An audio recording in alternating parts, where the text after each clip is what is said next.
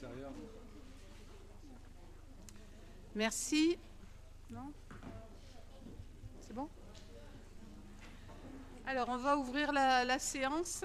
Merci, comme d'habitude, de penser à mettre vos téléphones en mode avion et de le respecter. Sauf l'astreinte, oui, bien sûr. Parce que à la séance dernière,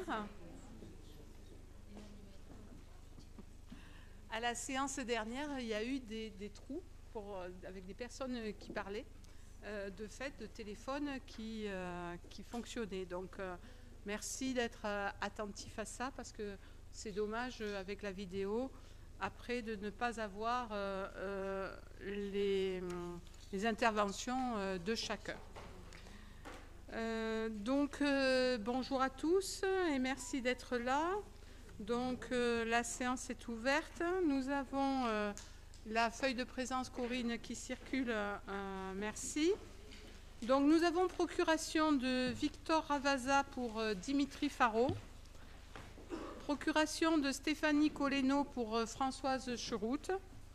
Et procuration de Julien Bonino pour Roxane Tibaldi. Voilà, nous avons un ordre du jour de 14 rapports, avec des rapports importants, puisque c'est le vote du budget 2023, mais pas que. Et comme la dernière fois, nous avons choisi un binôme de secrétaires, parce que sur des conseils municipaux très chargés, c'est bien de le faire à deux. Donc c'est Philippe Quignet et Vincent Daval. Vous êtes toujours d'accord ? Parfait. Donc, les voilà nommés secrétaires. Et merci aux techniciens d'être présents, qui, bien entendu, auront la parole si je demande des compléments d'information et qui ont été chargés de tout le travail préparatoire. Je tiens à les remercier particulièrement. Donc, nous avons l'approbation du procès-verbal du 7 mars. Merci à Nadine et Ghislaine, qui étaient déjà un binôme, d'avoir fait ce compte-rendu. 17 pages, 4 pages et demie de débat d'orientation budgétaire. Donc, je tiens à remercier des riches échanges et constructifs que nous avons eus. Et j'espère que nous allons passer rapidement sur ce vote du procès-verbal, puisque nous avons des rapports qui nous attendent, qui sont conséquents. Est-ce qu'il y a des questions sur le procès-verbal du 7 mars? Monsieur Platon. Une petite correction. En page 8, un peu vers le bas, Thierry Platon pense que cette proposition concerne une trentaine de personnes, contre la presque totalité des habitants, dont les vieux. J'ai jamais dit dont les vieux. Ça, c'est méprisant, c'est péjoratif. Oui. J'ai parlé des petits vieux et des petites vieilles qui habitent dans le village. Ça, c'est affectueux. C'est affectueux. Petit vieux, oui. Alors, je me rappelle parce que ça m'avait un petit peu choqué de dire vieux. Donc, dans la vidéo, c'est beau. Mais vous aviez mis le qualificatif de petit vieux. Voilà. Et bon, après... Le PV ne retraduit pas parfaitement ce débat, qui m'a paru surréaliste, surtout parce qu'au moment où, quand j'évoquais l'augmentation de la taxe d'habitation, vous poussiez des hauts cris parce qu'il ne fallait pas taxer les résidences secondaires au risque de les transformer en résidence principale, pour s'apercevoir quelque temps après que c'était quand même l'option choisie. Donc, voilà, j'ai trouvé ça surréaliste de s'opposer systématiquement à tout ce que j'avais proposé en termes de fiscalité, pour finalement, au moins, en adopter une des mesures. Bon, c'est dommage d'avoir ce genre de débat qui n'est pas constructif. Voilà. Bon, on ne débattra pas, parce qu'on ne va pas reprendre le débat d'orientation budgétaire du 7 mars. En tout cas, voilà, le qualificatif petit vieux peut être corrigé. Est-ce que tout le Conseil est d'accord pour satisfaire Monsieur Platon? Très bien. Donc on peut passer au vote. Qui est contre? Qui s'abstient? Vote à l'unanimité. Merci. Alors, le rapport numéro 1, c'est l'approbation du compte de gestion 2022. Donc, merci au service communication qui a aussi préparé ce PowerPoint qui nous permet de synthétiser les pages de rapport et nous faire gagner du temps, puisque là, ce sont les résultats du point de vue du receveur des finances publiques, établis et transmis par le comptable. Tout est concordant, chaque compte, chaque chapitre. Donc, je propose qu'on l'approuve et qu'on aborde les chiffres qu'avec le CA, puisque on est sur les mêmes comptes. Donc, si vous voulez bien, après la commission des finances du 27 mars, il est proposé au conseil municipal de déclarer la concordance du compte de gestion du budget principal dressé par le receveur pour l'exercice 2022, avec le compte administratif, que nous allons voir après, bien sûr, 2022, établi par l'ordinateur. D'approuver le compte de gestion du budget principal visé et certifié conforme par l'ordonnateur, qui appelle ni observation ni réserve de sa part. Donc, vous avez eu le document du Trésor public joint à l'annexe de ce rapport. Qui est contre? Très bien. 3. Équipe de M. Faraud. Qui s'abstient? Et donc vote à la majorité.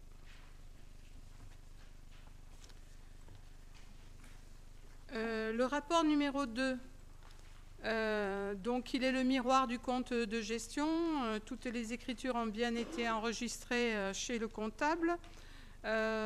Nous avons 10 diapositives qui nous permettent de présenter ce CA et vous le verrez au final des diapositives avec un résultat de clôture très satisfaisant.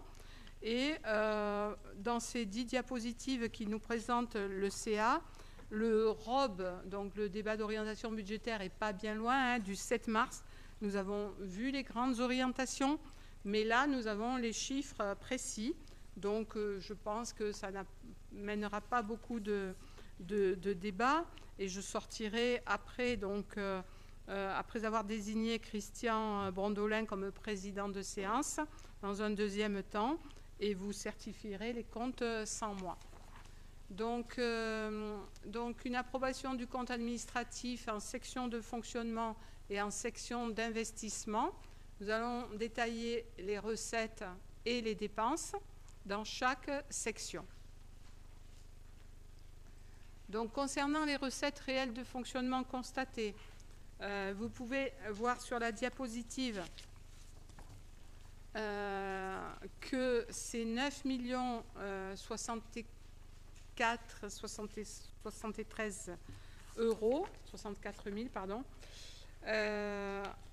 et qu'elles se répartissent selon le camembert que vous voyez avec les impôts et taxes pour 76,9%, les dotations pour 7,1%, des produits de service pour 8,9%, autres produits de gestion 5,6%, produits exceptionnels 0,6%, atténuation des charges 0,9% et pas de produits financiers.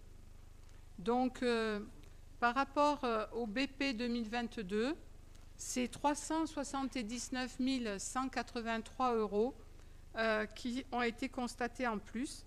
Et ce sont principalement des produits de service, cantine, spectacle au chapitre 70 pour 149 624 et une fiscalité de 130 000 euros aussi, avec les droits de mutation plus 101 277 et la taxe de séjour plus 32 328 euros. Donc, vous savez que nous annonçons toujours des recettes avec prudence. Et du coup, là, ça permet de constater un niveau global de réalisation de 106,9% par rapport à des recettes qui sont arrivées dans l'année 2022.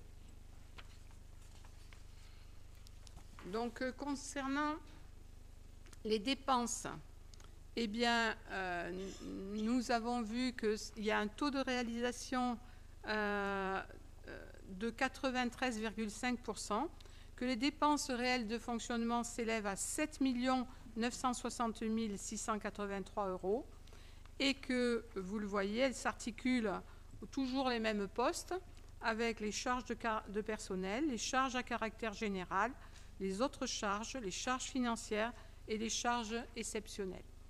Donc, une inscription budgétaire avec un bon niveau de sincérité, puisque nous voyons ce 93,5% de réalisation des dépenses en 2022.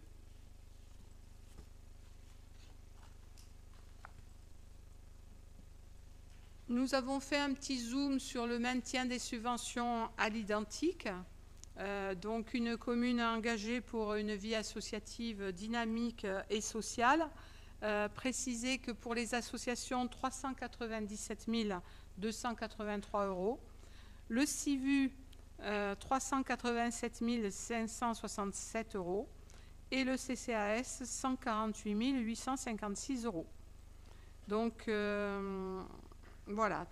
Préciser aussi que c'est afin d'assurer une pérennité du service public que nous avons choisi de maintenir le même niveau de subvention aux associations.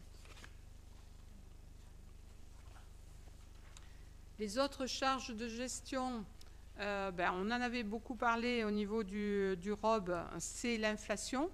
On voit bien qu'on a une inflation de plus 10,81%. Mais pour autant, la gestion rigoureuse permet de faire face à la hausse des prix. Donc on voit 24% pour l'alimentation, 216% pour l'électricité. C'est vraiment ce qui plombe le budget de la commune. Et c'est inédit et il faut le prendre en compte.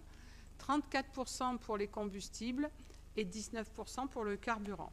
Donc l'inflation galopante, certes, toutes les communes le vivent, mais avec une gestion rigoureuse et l'idée d'optimiser tous les autres postes de dépenses pour faire face à la flambée des coûts énergétiques. C'est ce que nous avons fait pour 2022. Un zoom maintenant sur les charges de personnel. Il faut savoir que les charges de personnel, le chapitre 012, représente 53,55% des dépenses. Les dépenses réelles. Vous voyez qu'on a 11,13% d'évolution supplémentaire et nous l'avions aussi expliqué avec les 2 hausses du SMIC, la revalorisation historique du point d'indice et les évolutions habituelles par rapport aux grades ou aux échelons du personnel. Toutefois, je tiens à le préciser, il ne faut pas que ce soit un cheval de bataille non plus parce que nos charges de personnel demeurent en dessous de la moyenne nationale des communes de la même strate. Et c'est important de le dire aussi. Nous n'avons pas pléthore de personnel. Nous sommes dans la bonne dimension pour pouvoir travailler. Oui.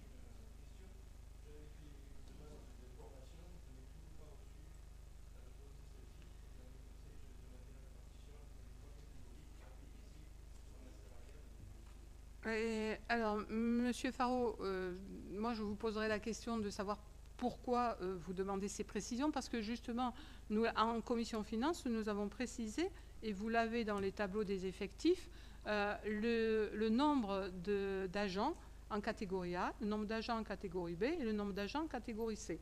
Et vous avez la masse. Mais pourquoi? Parce que c'est très personnel aussi, vu le peu... Oui, mais oui, je sais. Heureusement, encore, parce qu'il y a quand même une confidentialité sur les feuilles de paye clairement là-dessus. Et voilà. Mais en tout cas, non. Le nombre d'agents A et B ne nous permet pas de vous donner ces tableaux-là dans les précisions. Je vous ai donné le nombre et la masse salariale. Voilà.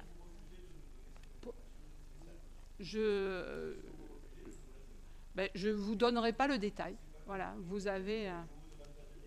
Non, mais vous me parlez sur un autre ton, Monsieur Faraud, s'il vous plaît. Voilà, parce que c'est inacceptable d'être comme ça là-dessus. Mais non, non. C'est pas aussi simple.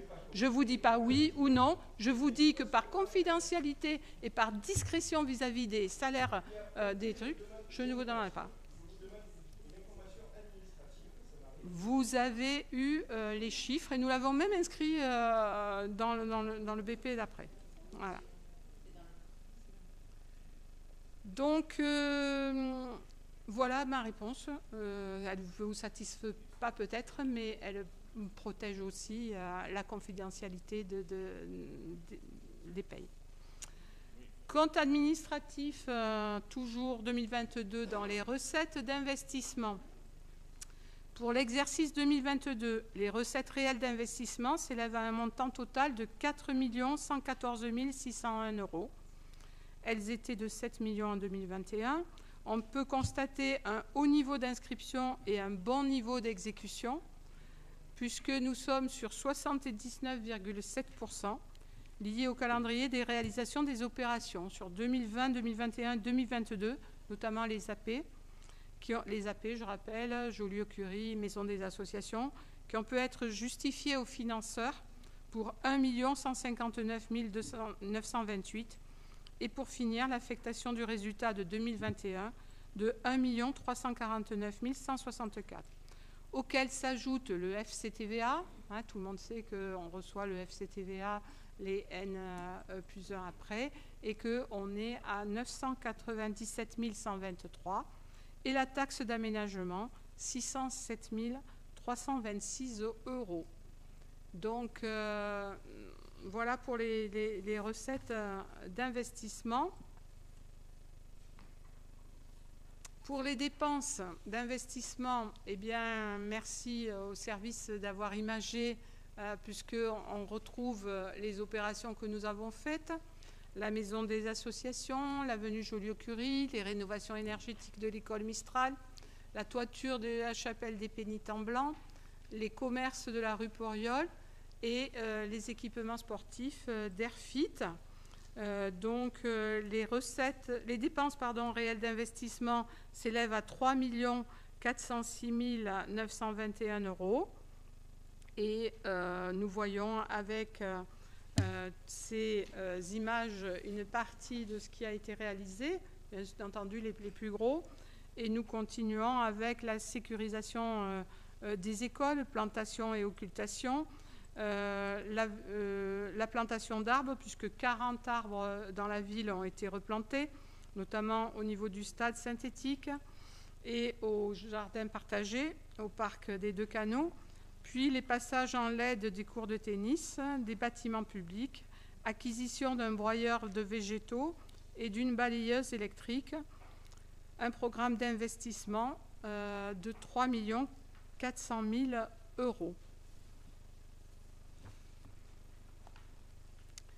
Donc après ces recettes, dépenses, fonctionnement et investissement, on est donc dans un résultat des sections et on voit bien que la section d'investissement est excédentaire de 2 074 208 €. Elle ne fait pas apparaître de besoin de financement. Et l'excédent de fonctionnement est de 3 532 34,50 €. Enfin, si on ne va pas mettre les centimes, pardon. Et c'est donc ce résultat-là qu'il s'agira d'affecter. Donc, un excédent 2022 de 5 606 242 €.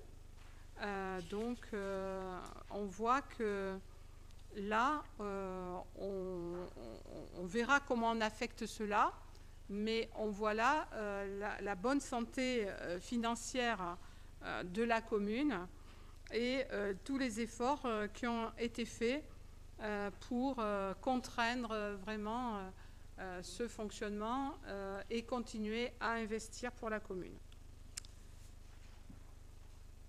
Voilà concernant le compte administratif.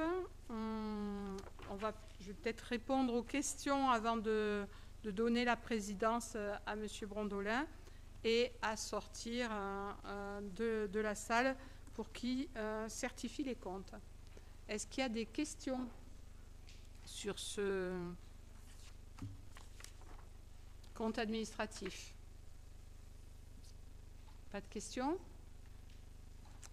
Très bien. Donc, je désigne M. Christian Brondolin pour président de séance et je reviens quand vous venez me chercher.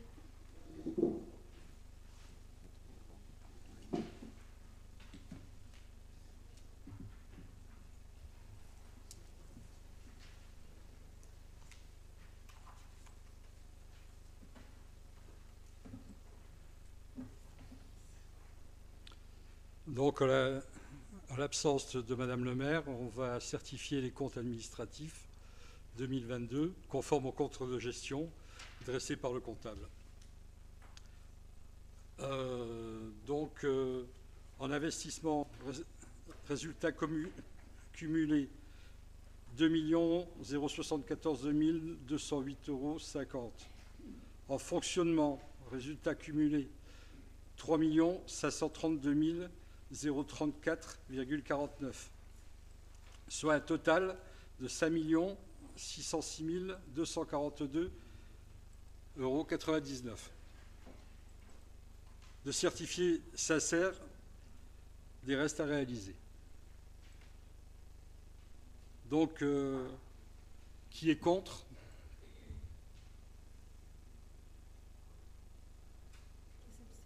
Qui s'abstient?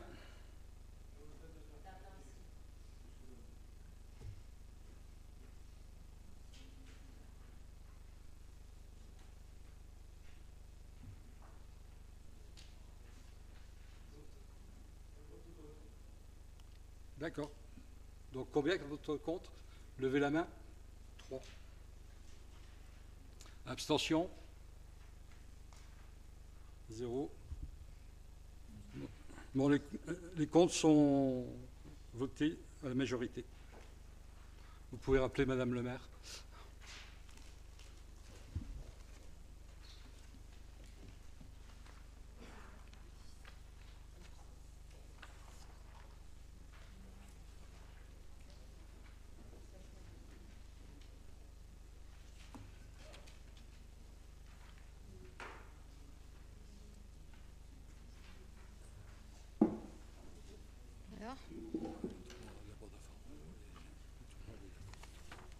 Très bien.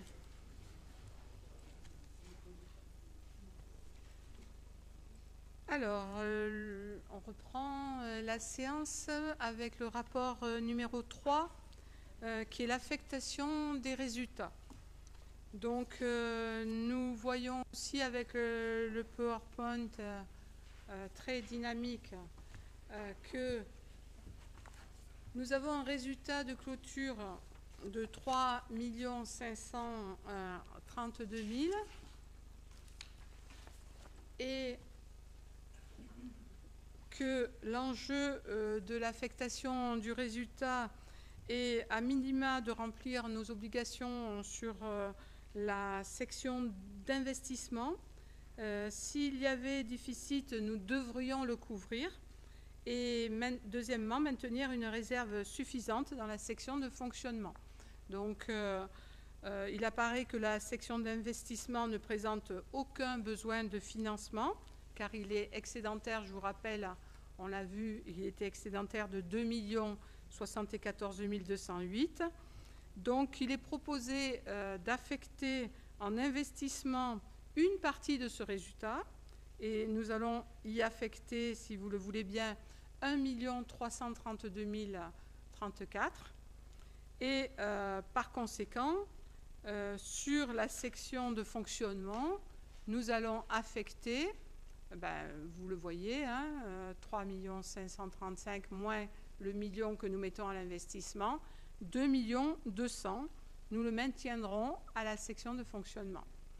Donc, cette somme n'est pas déterminée par hasard, hein, c'est le résultat de ce que nous avons affecté en investissement et en fonctionnement et garantit aussi la santé financière communale, puisque vous savez que ce qu'on a affecté en investissement ne peut jamais rebasculer en fonctionnement en cours d'année.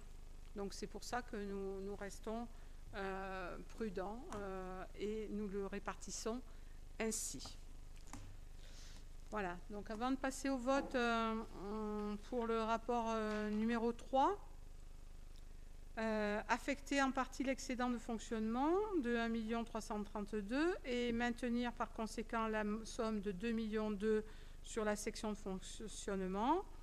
Le résultat de clôture de section d'investissement hors reste à réaliser quant à lui est de 2 074 208 et autoriser Madame le maire à prendre toutes les mesures d'exécution de cette présente délibération. Nous avons présenté cela en commission finances le 27 mars. Des questions? Oui.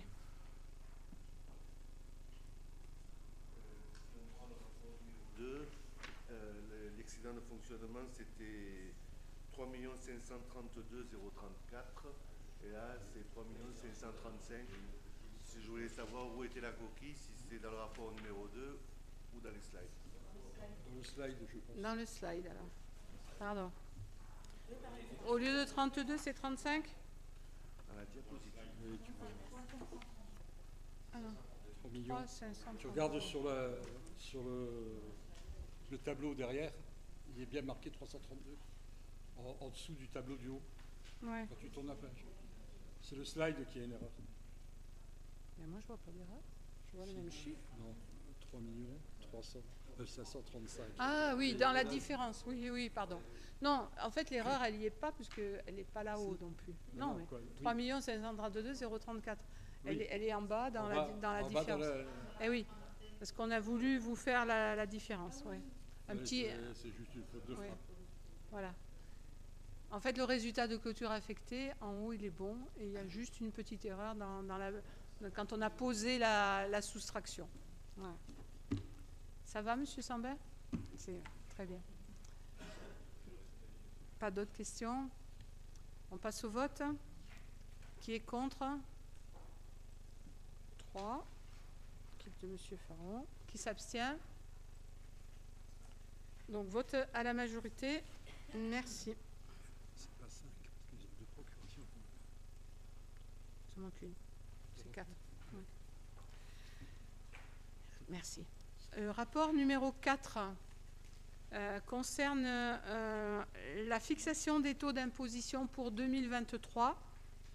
Là aussi, nous avions, lors du ROB, abordé cette volonté. On avait présenté un scénario d'augmentation, aussi bien sur les résidences secondaires que sur la taxe foncière non bâtie et la taxe foncière pour maintenir un service public de qualité accessible à tous et surtout, je vous le rappelle, face à la situation assez inédite sur l'énergie et aussi le fait que nous n'avions pas augmenté ces impôts depuis 2009 et que si nous voulions conserver un autofinancement et un matelas qui continue à grossir malgré le très bon résultat que nous avons, eh bien, il fallait anticiper et prévoir l'avenir. Et donc, je vous propose de voter les taxes telles quelles, le nouveau taux pour les résidences secondaires, puisque la taxe d'habitation a disparu, à 11,8. Elle était de 8,97. La taxe du foncier non bâti à 35. Elle était de 30,6. Et la taxe bâtie à 30, elle était de 22,17. Voilà les taux proposés. Ces taux ont été présentés à la DGFiP pour voir s'ils respectent bien les règles de lien. Donc, ça a été confirmé. Et je vous les propose en ce conseil pour passer au vote, sachant que l'estimation du produit de 2023, donc pour la fiscalité, serait de 3 267 873 et ces augmentations de taxes apporteraient un produit supplémentaire estimé de 954 056 euros. Vous voyez que ça correspond à plus ou moins aux millions que nous recherchons pour ces budgets à venir avec cette crise énergétique et l'inflation évidente que nous vivons tous et que chaque foyer aussi vit. Voilà. Donc la commune en est impactée. Est-ce qu'il y a des questions sur ce vote de taux? Oui, Monsieur Platon. C'est pas une question, c'est je vais expliquer mon vote. Voilà, je vais m'abstenir pour la raison suivante. Donc, je l'ai évoqué un peu tout à l'heure. J'ai fait un certain nombre de propositions concernant la fiscalité qui auraient pu permettre de réduire un peu l'augmentation de la taxe foncière. Et on n'a pas pu les analyser et en débattre. Alors, je vais les citer. Bon, il y avait effectivement l'augmentation de la taxe d'habitation sur les résidences secondaires qui, dans un premier temps, a été rejetée pour finalement s'apercevoir que c'était pris. Bon, tant mieux, c'est bien. Il y avait aussi la mise en place de la taxe d'habitation sur les logements vacants. Alors, il paraît qu'on n'a pas de logements vacants à Malmort. Alors, ça me paraît, ces propositions que j'ai faites, elles vont d'une part dans le sens d'une fiscalité socialement plus juste et dans le sens d'orientation en faveur du développement durable.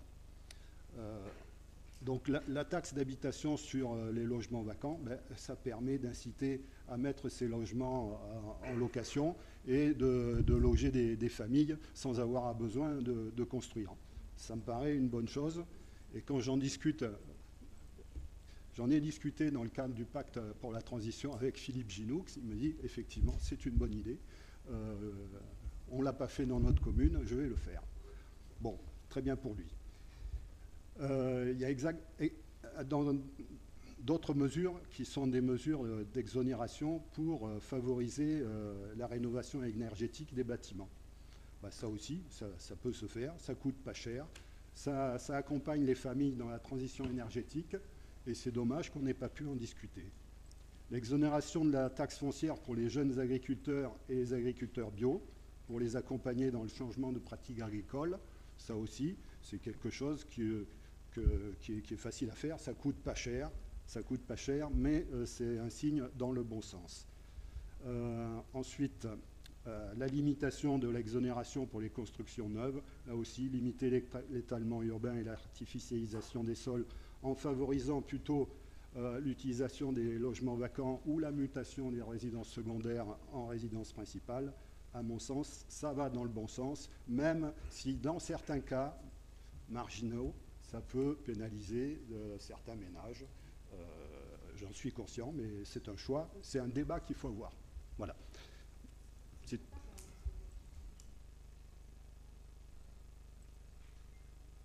Bon, vous expliquez votre abstention. Nous avons débattu de tout ça lors du débat d'orientation budgétaire.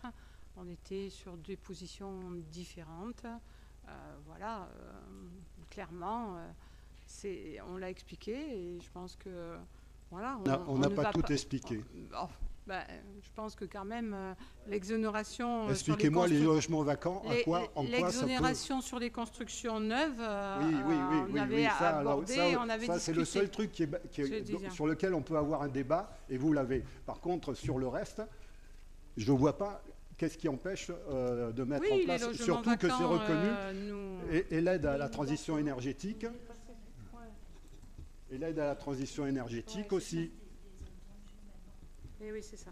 Oui, alors, c'est vrai, parce que je ne me rappelais pas au niveau des logements vacants comment on a fait, mais en fait, Monsieur Platon, la difficulté pour échanger avec vous, c'est que vous avez une idée, vous voulez la faire passer, et parce qu'on n'a pas la même idée, vous pensez que ce n'est pas constructif et qu'on n'y va pas. Là, je vous ai pris sur l'exonération des constructions neuves. Je vous ai dit non, ce n'est pas adapté à notre commune. On a beaucoup de jeunes ménages qui arrivent, qui sont exonérés. Mais oui, beaucoup, c'est combien sur, non, mais il faut instruire le truc. Vous dites beaucoup, moi je ne sais pas. C'est quoi des jeunes d'abord? Quels sont leurs moyens? Où sont les données? Bon. Où sont les données? Les logements vacants, il faut instruire le problème. Non, mais voilà, c'est tout ce que je demande. Vous insistez sur les logements vacants. Vous en parlez, vous mettez encore l'exemple de M. Ginoux, etc. Bonne chose, mais après. Mais on ne peut pas, on n'est pas en zone tendue à Mallemort. Donc les logements vacants, je ne peux pas passer cette délibération. C'est faux, vous pouvez. Ouais, c'est votre avis. Je regrette, vous pouvez. Ce qui est pas possible, c'était d'augmenter la taxe d'habitation sur les résidences secondaires. Je pensais que c'était pas possible. Vous me dites que c'est possible. Mais oui, tant mieux. Tant mieux. Par les contre, logements les logements vacants, vous pouvez le faire quand vous voulez. Je me tourne vers ma DGS et mes juristes. Madame Verne peut aussi se tromper. Tout le monde peut se tromper. Oui, je peux me tromper et aussi. vous pouvez vous tromper. Donc ne me dites pas c'est faux. On vérifiera. Donc on vérifiera. C'est mieux. Voilà.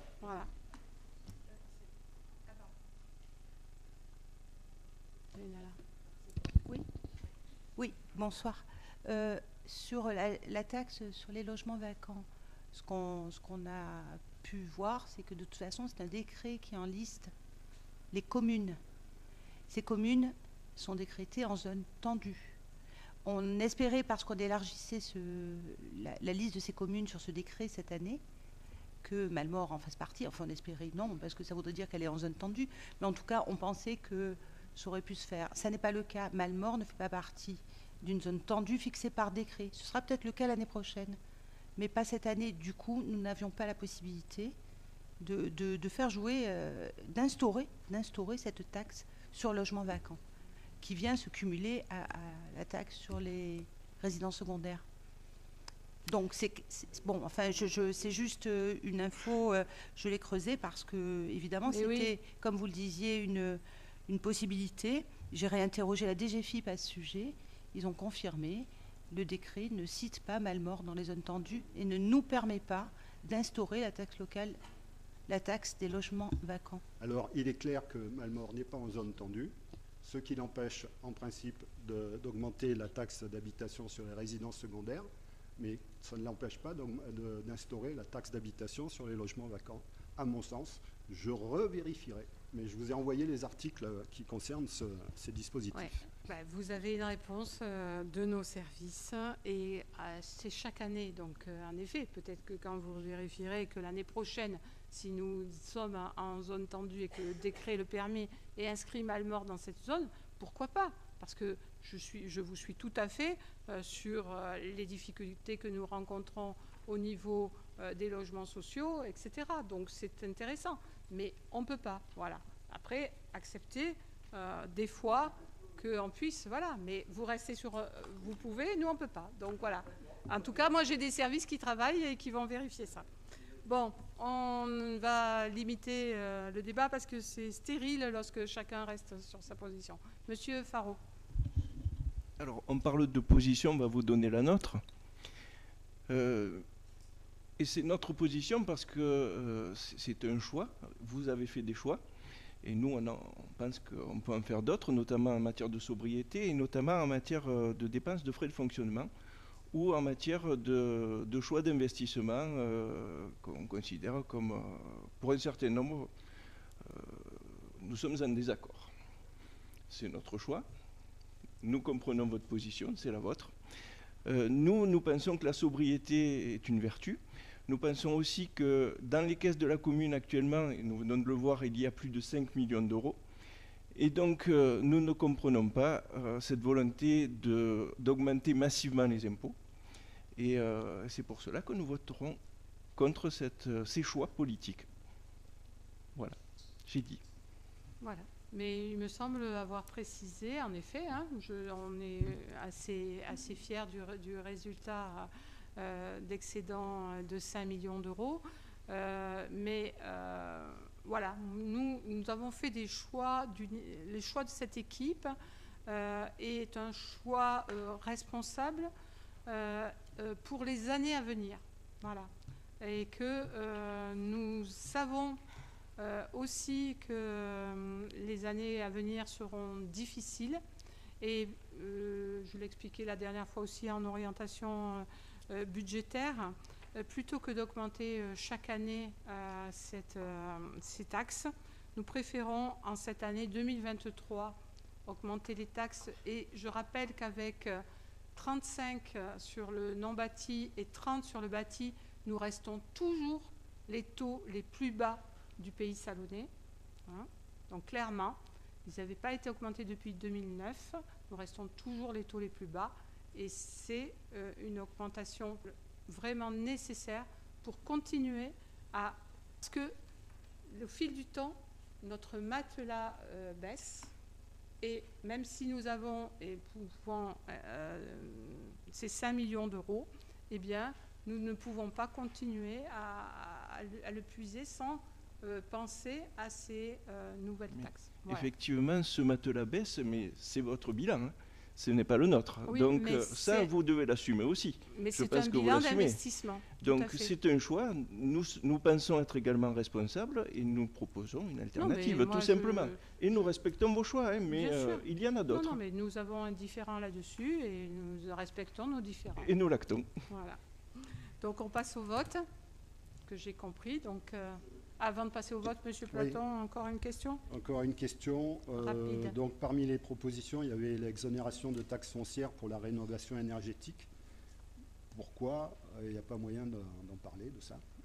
Et il y avait l'exonération de taxes foncières pour les jeunes agriculteurs, pour les agriculteurs bio, de les accompagner dans les changements des pratiques agricoles. Pourquoi n'y a-t-il pas moyen d'en parler? Mais ce n'est pas qu'il n'y a pas moyen d'en parler, Monsieur Platon. Vous faites des propositions, vous êtes dans un groupe minoritaire. Nous avons fait d'autres choix. Nous sommes là pour essayer de ramener aussi un certain volume. Hein. Quand je dis on augmente, et ça ne nous fait pas plaisir non plus d'augmenter les taxes, hein, mais elles sont, un, raisonnables et deux, responsables. 954 000 dont on a besoin pour continuer avec un service, je le redis, de qualité et continuer à investir avec un passage d'autofie qui pourra nourrir cet investissement. Non, je n'aborde pas des exonérations parce que je ne suis pas dans cette logique-là aujourd'hui. Je dis qu'aujourd'hui, nous avons des budgets très contraints, que la situation et la crise est difficile et qu'on ne peut pas, et c'est un choix d'équipe, clairement. Hein, je pense que les élus aussi de ma majorité sont là et on a bien échangé pour dire que ce n'était pas un choix facile. Hein, c'est pas un choix facile. Donc je peux les laisser s'exprimer là-dessus. Mais c'est un choix que nous faisons aujourd'hui pour l'avenir de la commune et peut-être que certains nous en remercieront. En tout cas, on le fait aujourd'hui. Voilà. Mais on n'est pas sur les exonérations. Ok, c'est un choix, mais sur quoi il se base? C'est juste sur le fait que ça soit pas votre proposition, ça soit la mienne? Ou alors, est-ce qu'on a... Mais arrêtez, vous êtes parano. Laissez-moi finir, s'il vous plaît. Ou est-ce qu'on a instruit la proposition, savoir combien ça coûte et se dire, est-ce que ça vaut le coup d'inciter les gens pour quelques centaines d'euros de plus à les aider à faire de la rénovation énergétique? Est-ce que c'est l'intérêt général ou alors on regarde juste notre petit problème budgétaire pour quelques milliers d'euros? Mais non, on ne regarde pas, on n'est pas nombriliste. Hein. On n'a pas étudié combien ça coûte. Monsieur Platon, enfin, vous êtes pénible, hein, parce que c'est votre idée, vous voulez la faire passer. On est une commune, et on a réfléchi à ça. Et je vous rappelle que dites-moi combien ça coûte. Dites-moi combien ça coûte. Les particuliers, pour la rénovation énergétique, il y a des aides éco-rénov au niveau du département. Ils peuvent aussi solliciter pour être aidés. Et au niveau de la commune, voilà le choix que nous avons fait. J'arrêterai là le débat, mais si les élus veulent abonder sur ces taxes-là et pourquoi cette année, eh bien je les laisse parler. Philippe ?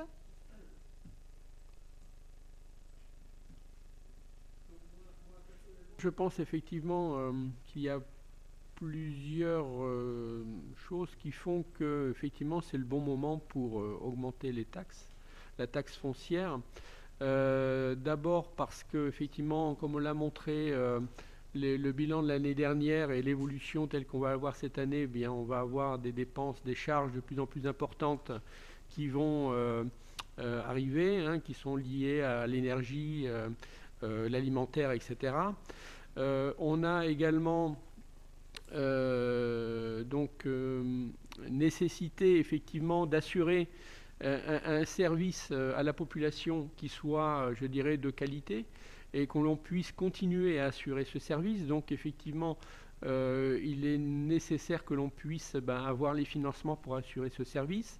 On a besoin effectivement de préparer l'avenir. Préparer l'avenir, ça veut dire qu'il va y avoir des investissements structurels. Excusez-moi, Madame le maire, mais il redit ce que vous venez de dire. Est-ce que c'est bien opportun? Non, mais je pense que la parole est donnée à chacun. Et voilà. on ne l'a jamais interdit. Monsieur oui, Faraud, voilà, et oui, parce qu'effectivement, parce que j'appuie effectivement ce que Madame le maire vient de dire, parce que ça a fait l'objet d'un débat entre nous qui est un débat assez lourd, assez conséquent, et je crois qu'on est tous arrivés à cette conclusion pour pouvoir justement assurer l'avenir de notre commune et éviter que dans les années qui viennent, eh bien, on ait, comme on le disait, une perte énorme des moyens de financement de nos investissements. Il est absolument nécessaire actuellement d'assurer l'avenir en prévoyant justement une augmentation des impôts. D'autant plus que, comme l'a dit Madame le maire, je ne peux que répéter ce qu'elle a dit, effectivement, les impôts fonciers n'ont pas augmenté depuis 2009 dans notre commune, et c'est une des rares communes de la région dans lesquelles ça n'a pas augmenté de façon aussi importante. Et le taux tel qu'il a été défini reste parmi les plus bas de l'ensemble des communes de la région. Donc je pense que c'est un tout qui fait que, effectivement, pour nous, il est... voilà, ça semble vraiment indispensable de pouvoir le faire dès maintenant. Et il ne faut surtout pas attendre 2-3 ans où on va se retrouver un petit peu devant un mur et on sera obligé effectivement peut-être une augmentation encore plus importante. Si on assure cette augmentation maintenant et qu'on conserve effectivement ce taux pendant quelques années, eh bien ça nous permettra, je dirais, dans la continuité de pouvoir assurer justement les projets d'avenir et les services qui sont donnés à la population. Voilà. Enfin, je crois que vraiment, de plus. Merci. Merci. Monsieur Sambin. Tout le monde explique son vote, je vais expliquer le mien. Tout le monde se doute que moi, je vais voter l'augmentation. On en a discuté au débat d'orientation budgétaire. Alors, les arguments repris par M. Pigné sont justes, c'est ce que je partage. On restera les moins chers, non seulement du pays salonnais, mais on sera en bas du tableau au niveau des impôts dans le département pour strates équivalentes. La seule chose que moi, où je mets un bémol, c'est de dire, OK, il faut arriver à l'équilibre, OK, il faut manger le matelas parce qu'on va avoir des investissements, mais il faut que les choix d'investissement génèrent des économies. Il y a toujours un retour sur investissement. On en discutera plus tard dans le budget. Je suis pour qu'on assainisse les finances, mais après souhaiterais qu'on les dépense de manière sur la section investissement du budget prévisionnel. Très bien. Oui, Virginie. Effectivement, c'est très impopulaire d'augmenter les impôts, mais c'est une nécessité. Je me demande si votre choix, Monsieur Faraud, est absolument sincère. C'est-à-dire que, à notre place, que feriez-vous? Et je crois que c'est ce côté impopulaire qui vous fait parler certainement de cette façon. Je ne crois pas... S'il vous plaît. Pourquoi parlez-vous de perroquet? Avez-vous compris ce que je vous dis? Parce que vous êtes en train d'expliquer.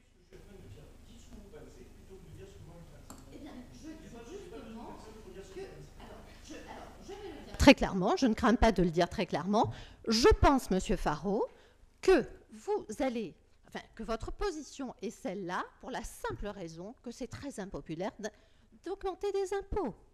Et que pour...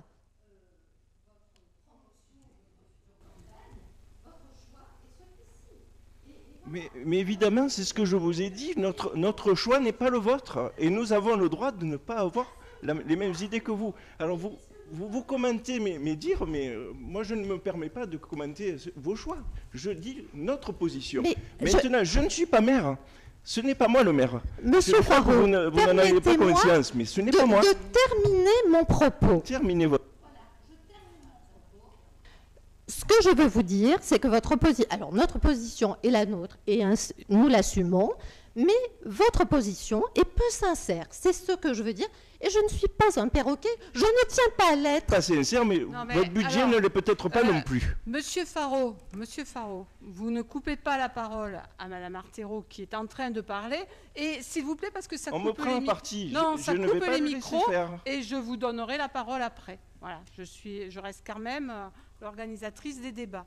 Et là, vous êtes particulièrement désagréable. Avec Monsieur Pignet, vous manquez quand même de sens de démocratie, puisque vous ne lui laisseriez même pas la parole. Et avec Madame Artero, vous la coupez en permanence. Je ne pense pas que ce soit opportun d'augmenter les impôts. Il y en a beaucoup qui vont en souffrir. Alors après, c'est peut-être votre posture politique, mais ce n'est pas la nôtre. Oui, mais on a compris. Sincèrement, Monsieur Faraud, une commune qui n'augmente pas ses impôts pendant 14 ans, nous pourrions aussi nous dire que ça a été une chance. Bon, alors, Monsieur Bruchet. Par rapport à ce débat, moi, deux choses. La solution d'augmenter les impôts, c'est la solution évidente parce qu'à court terme, puis on a cette possibilité sur Malemort parce que les taux sont plus bas que sur les autres communes. Néanmoins, je regrette qu'il n'y ait pas plus d'alternatives qui aient été étudiées en parallèle depuis plusieurs mois, parce que la crise, on la connaît depuis maintenant plusieurs mois. Donc ça, je le regrette. J'avais évoqué aussi la nécessité d'aller chercher des financements, des subventions. Il y a beaucoup de possibilités et je sens que là-dessus, on pêche.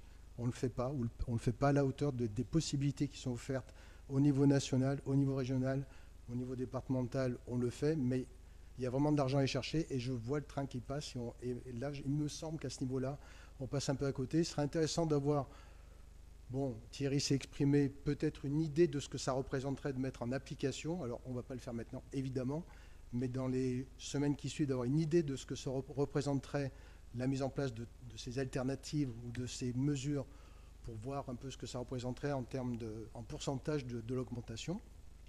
Et puis ensuite, pour terminer, vous avez dit plusieurs fois, vous avez été associé, le débat entre nous. Je redis encore une fois, je ne suis pas associé au débat avec vous, j'en suis désolé. Donc pour cette raison également, je m'abstiendrai. Parce que je ne suis pas associé à votre débat. Et je regrette d'être exclu de ce débat. Merci.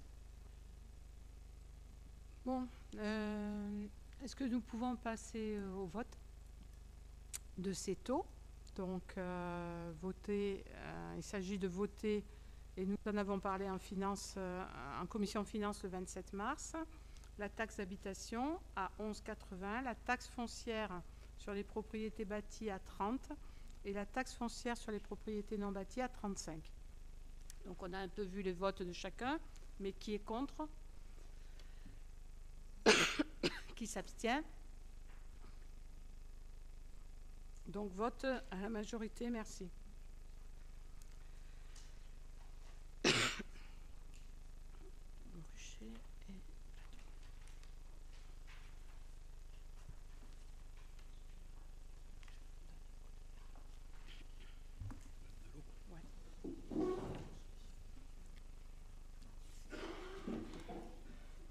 Donc le rapport numéro 5, on avait aussi abordé, c'est la taxe additionnelle de la région qui fixe les tarifs à compter du 1er janvier 2023. Donc on en avait parlé, vous savez que cette taxe s'applique sur les Bouches-du-Rhône, le Var et les Alpes-Maritimes, que la région a fixé son taux à 34%. Et qu'elle est instituée pour financer la ligne ferroviaire Nouvelle-Provence-Côte d'Azur. Donc, on vous a dans ce rapport quand même précisé le tableau, puisque depuis 2018, les taux communaux sont inchangés et on ne les change pas. La taxe additionnelle départementale est de 10% et la taxe de la région s'ajoute cette année à 34%. Donc, il est proposé aux membres du Conseil de maintenir le taux communal de la taxe de séjour comme en 2018, de prendre acte de la taxe additionnelle régionale de 34% et d'approuver l'ensemble des dispositions relatives aux modalités de la collecte de la taxe et d'autoriser Madame le maire à accomplir les formalités requises de façon à ce que la présente délibération prenne effet au 1er janvier 2023. Je rappelle que nous avons déjà averti tous les acteurs du tourisme sur la commune et qu'ils sont donc informés, mais on voulait le poser en délibération puisque c'est une demande de la région de 34%. Est-ce qu'il y a des questions? Oui, Paula.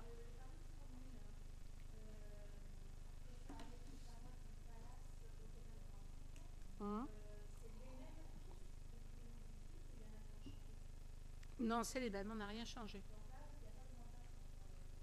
Non. Ben, sachant que la région a augmenté de 34%, on n'y est pas allé non plus. Alors oui, il n'y a pas de taxe au département. Ouais.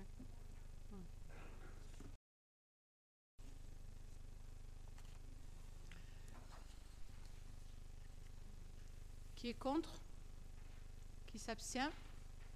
Abstention de l'équipe de M. Faraud. Alors, le rapport numéro 6. Donc, il s'agit du budget primitif de la commune pour l'exercice 2023.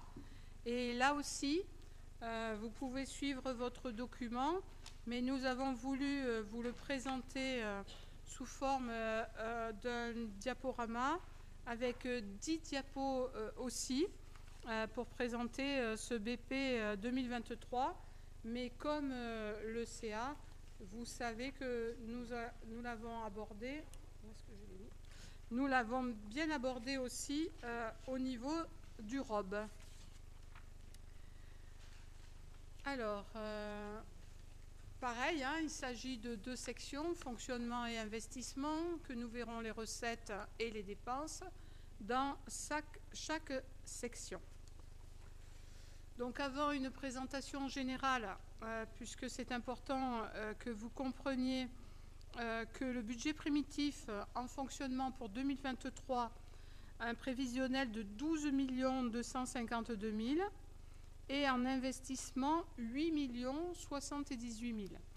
Donc on l'a dit, hein, c'est l'autofinancement qui permet d'alimenter les sections de fonctionnement et d'investissement pour poursuivre nos objectifs. Et la stratégie choisie est définie, nous l'avons vu, dans le cadre des orientations budgétaires lors du précédent conseil. Donc 12 millions de fonctionnement, 8 millions d'investissement. Les recettes de fonctionnement. Pour l'exercice 2023, donc il est prévu des recettes réelles de fonctionnement pour un montant de 12 millions. Donc là, vous voyez que impôts et taxes, c'est donc un chapitre 73, c'est 8 millions d'euros. Dotation, subventions et participations pour 802 392.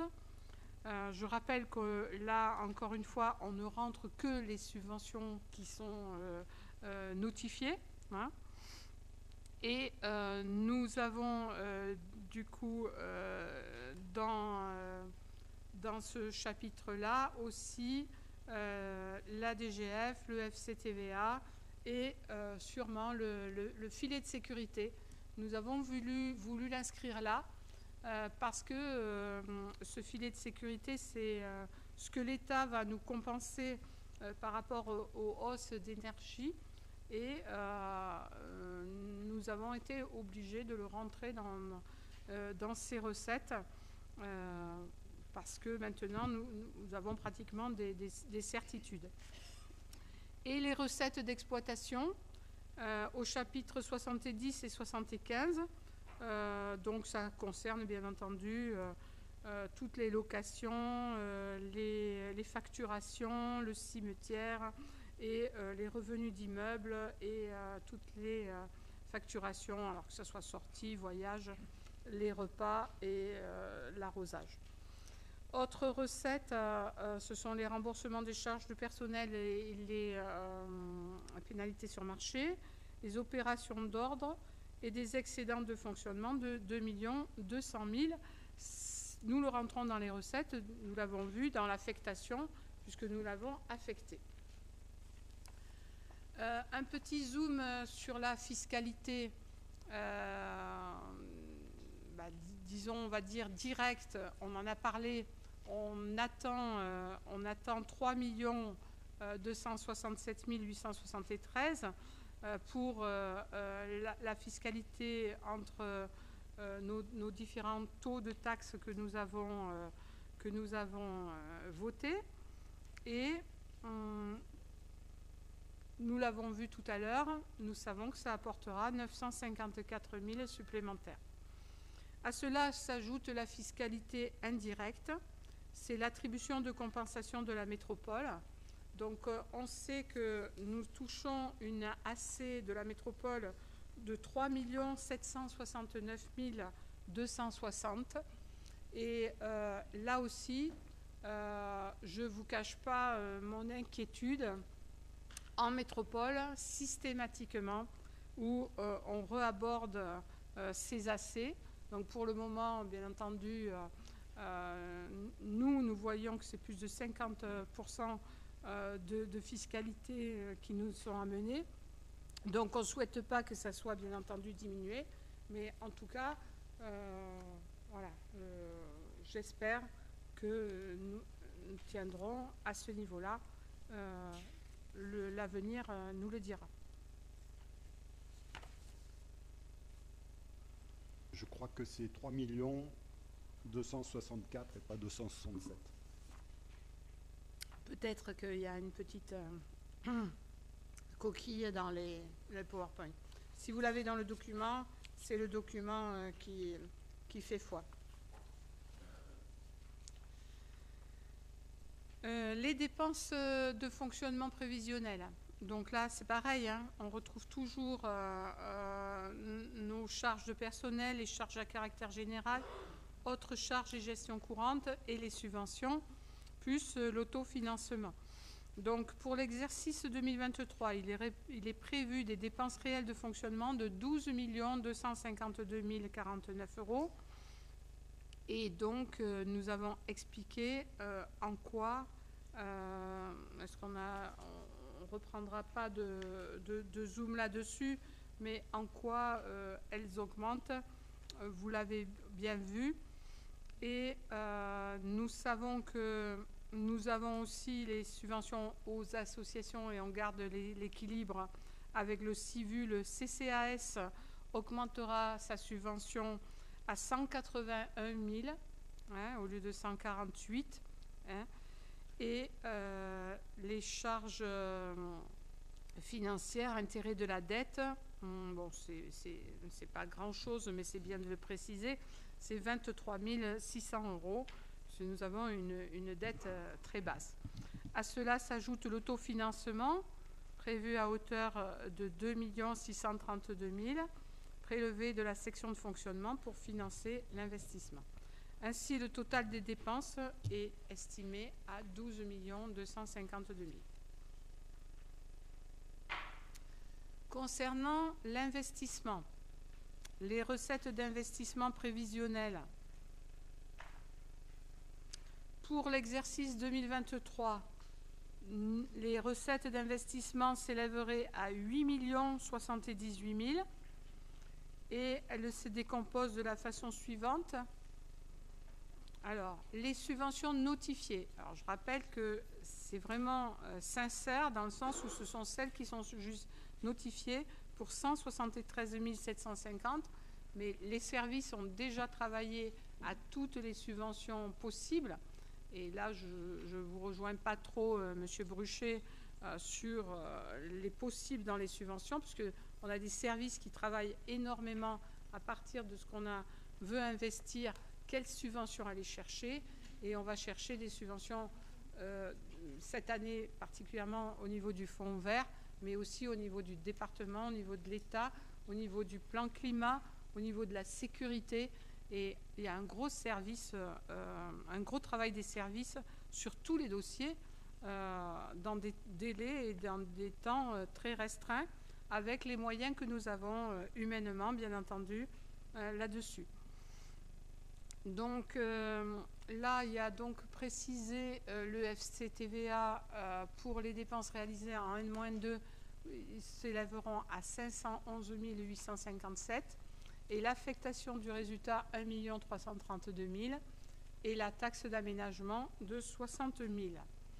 Donc ce slide vous montre les recettes d'investissement et précise à part l'autofinancement, les restes à réaliser et l'excédent, ainsi que les opérations d'ordre, pour être tout à fait dans des recettes d'investissement, certes toujours prévisionnelles, mais au plus près et sincères.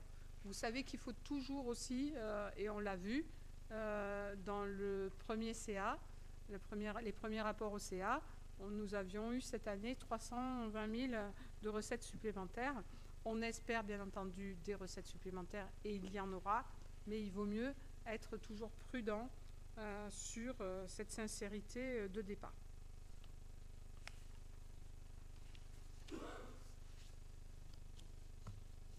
Voilà, une petite précision sur les subventions, parce que les notifiés en 2023, c'est 173 750. Les reportés, c'est 943 854. Et je vous le disais, nos services sont allés à la recherche sur tous les dossiers d'investissement que nous vous avons présentés, puisque nous avons vraiment joué la transparence avec tout le listing de tout ce que l'on prévoit en 2023. Ce document vous a été donné en finance. Et pour le moment, les subventions attendues sont de 1 117 604, mais peut-être plus. Mais en tout cas, déjà, c'est ce qui est prévu à venir. Voilà, le programme de 2023. Je peux poser une question ? Oui, pardon. Là, il y a 173 000 € obtenus au titre de 2023, mais est-ce qu'on peut avoir un ordre d'idée du volume demandé pour 2023 en fonction des investissements planifiés? Parce qu'on avait vu 943 000 non, c'est reporté, donc je ne me souviens plus combien il y avait en subvention demandée en 2022. Mais est-ce qu'on est vraiment au même niveau et une demande aux mêmes institutions, ou on élargit un peu les institutions auxquelles on demande des subventions? Alors, parce que là, on a parlé du département, du plan vert, etc. Mais il y a aussi l'Europe, le FEDER, où il y a beaucoup d'argent à aller chercher. Alors, pour des communes, l'Europe et le FEDER très, très complexe de monter ces dossiers-là. En tout cas, nous avons toujours nos demandes des 7 travaux de proximité, hein, puisque ça, c'est le département, et qu'en effet, on peut nous en accorder 7, mais toujours pareil, hein, il faut que les dossiers soient prêts, et peut-être qu'ils ne seront pas tous. On a le VDAL, on a la DAP aussi, on a la sécurité publique, on a la sécurité routière, on a l'aide à la transition énergétique, on a les acquisitions foncières, on a la gestion de l'eau, on a la Provence numérique, on a le TNE, on a l'aide à la Provence verte, on a le développement touristique local et enfin, avec Terre de Jeux 2024, nous avons aussi les 5000 terrains. Donc en fait, on élargit, puisque cette année, avec Terre de Jeux 2024, sur les 5000 terrains, on peut aller chercher des subventions là-dessus, et nos services y sont. Et puis surtout, le fonds vert, hein, puisqu'on sait que c'est au fil de l'eau, et nous irons sur ces dossiers-là. Donc oui, on élargit. Oui, on a l'État, on a le département, on a la région au niveau du tourisme, l'Europe et le FEDER. Je sais que vous êtes à l'information et les élus y sont aussi allés. Voilà, même nous au département, on est allé sur l'Europe et pour autant, on ne les a pas eus, hein, ces dossiers-là, dans ma délégation. Très très complexe d'aboutir à ces dossiers, mais on tente. Au département, il y a un service spécialisé, puisque c'est ceux qui assurent la formation. Il y a 3 personnes qui travaillent à temps plein pour obtenir des subventions pour le département. Et alors peut-être dans vos délégations, ils n'ont pas eu beaucoup de sous, mais globalement, ils en récupèrent un paquet. Mais surtout, ils proposent aussi un accompagnement aux communes qui ne sont pas habitués à ces demandes pour pouvoir faire des demandes. Et on peut les solliciter. Et on ne leur demandera pas de faire le travail à notre place. Mais ils peuvent valider, ils peuvent savoir si ça va passer ou pas, d'expérience. Voilà. Mais c'est vrai que c'est toute la difficulté de la taille de la commune que nous sommes. Aux finances, il y a 2 personnes.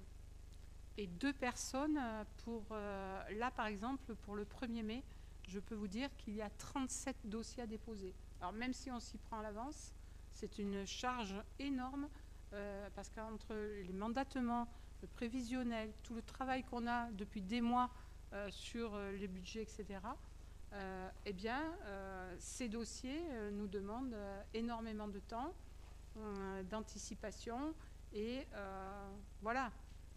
On est obligé de maîtriser cette masse salariale. Donc on fait avec, et puis les élus participent, hein. Ils participent aux fiches techniques de présentation du dossier, ils vont aussi chercher des devis lorsqu'ils mènent un projet, etc. Mais pour autant, la finalisation, l'inscription sur la plateforme, le montage de ces dossiers, c'est énorme. Voilà. Mais par contre, je sais que, voilà, et je tiens à les féliciter, ils y vont, ils passent du temps, et on obtient de belles subventions. Hein. Voilà, on ne va pas se plaindre non plus.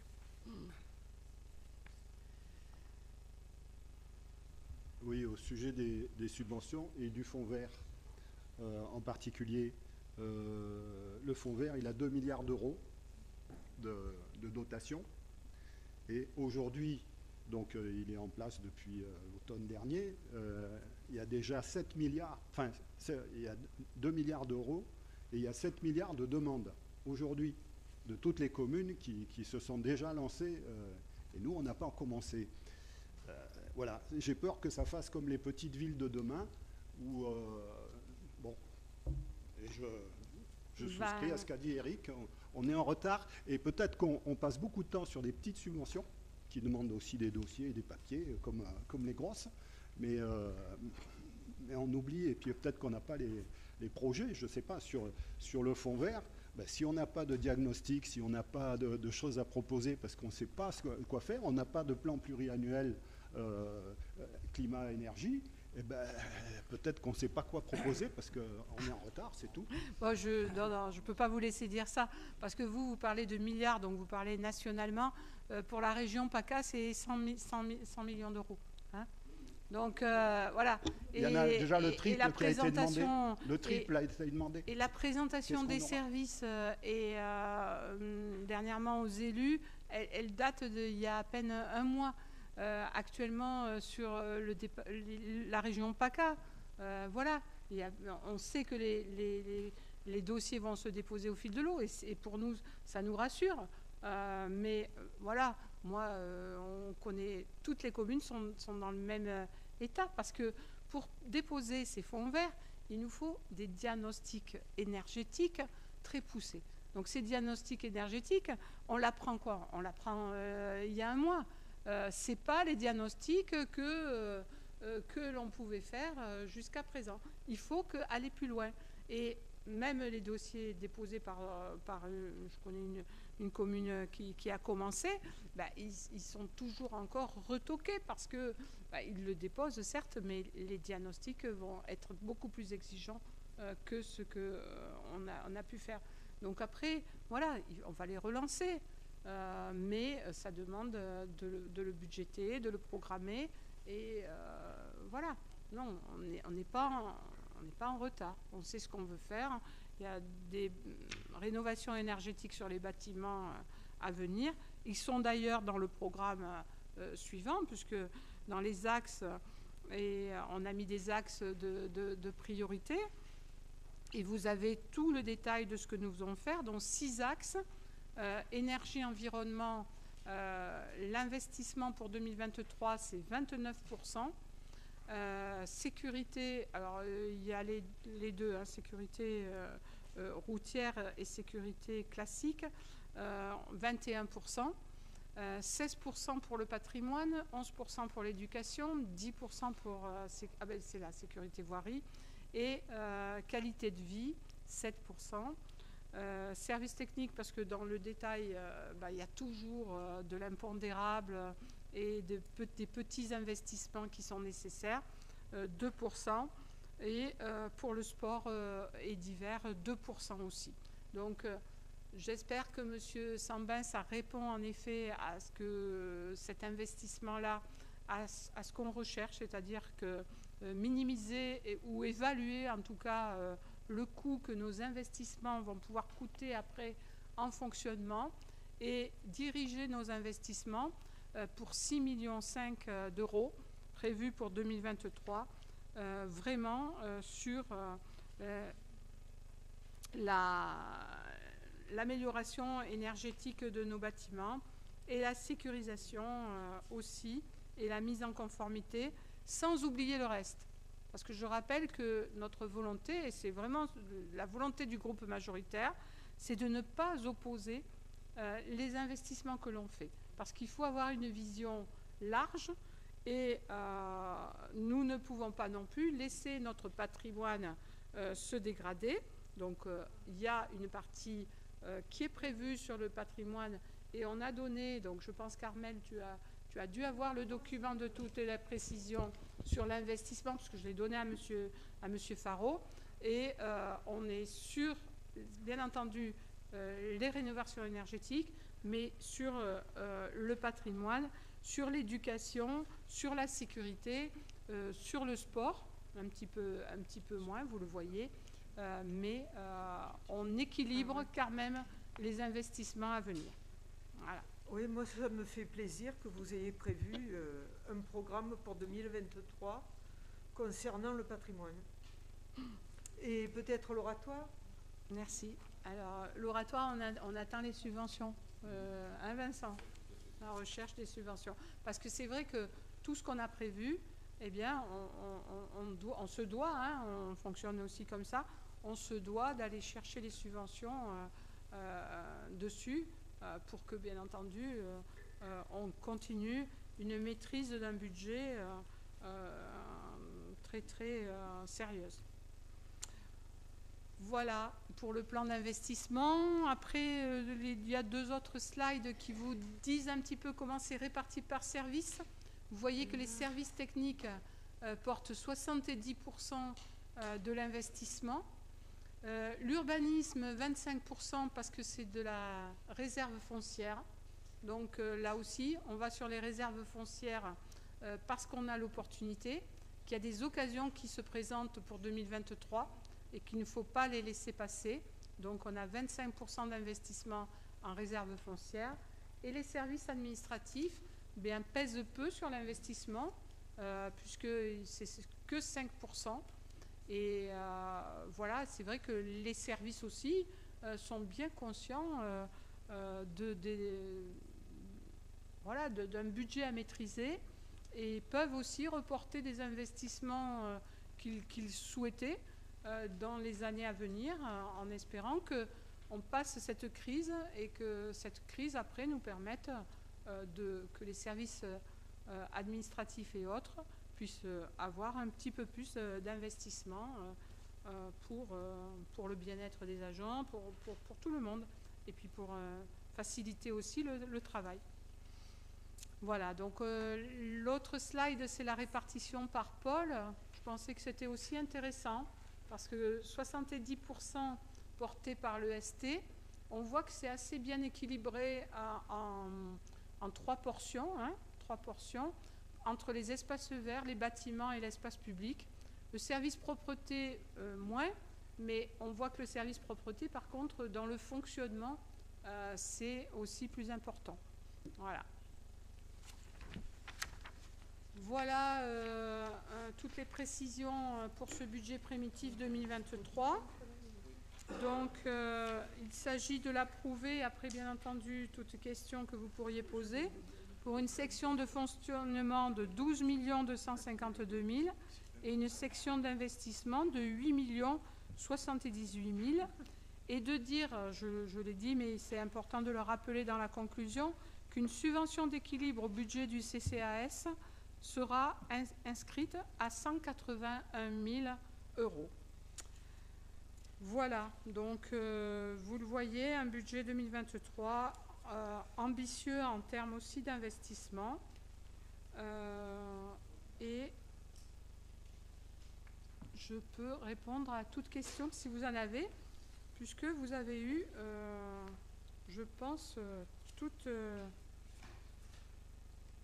la communication. Ah, j'ai oublié un petit point, parce qu'avant le vote du budget, c'est une petite précision, mais c'est important de le faire et qu'elle soit notée dans le compte-rendu, puisque c'est la loi, c'est la loi et l'article 21, 23, 24, 1 du CGCT, qui dit qu'il n'y a pas de forme particulière ni de communication de cet état, mais en tout cas, en séance du Conseil, avant le vote du budget, donc il faut mentionner l'état récapitulatif des indemnités perçues par les élus en 2022. Donc en 2022, les élus, 22 élus, ont reçu un montant des indemnités brutes de 94 486 €. Voilà. Donc c'est sur la loi de la transparence et ça doit être précisé. Donc je n'ai pas oublié. Non, et vous le voyez que là c'est aussi une somme générale et pas des particuliers, monsieur Faro.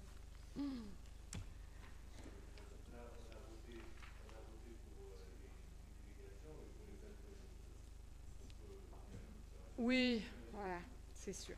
Mais bon, pour le personnel, c'est pareil. Vous connaissez les indices et les références. Donc, est-ce qu'il y a des questions sur ce budget 2023 ?